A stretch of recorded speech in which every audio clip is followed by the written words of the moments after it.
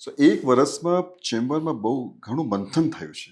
આપણે વેદોમાં લખેલું છે કે તમે મંથન કરશો તો જ વિષના અમૃત બહાર આવશે. તો સંદીપભાઈ તમારી ટીમ બહુ મંથન કરે છે. આ મંથનમાં એક પ્રોડક્ટ બહાર આવ્યો છે. It's called get Gujarat annual trade expo 2025. એ આઈડિયા સાહેબ કેવી રીતે આવ્યો?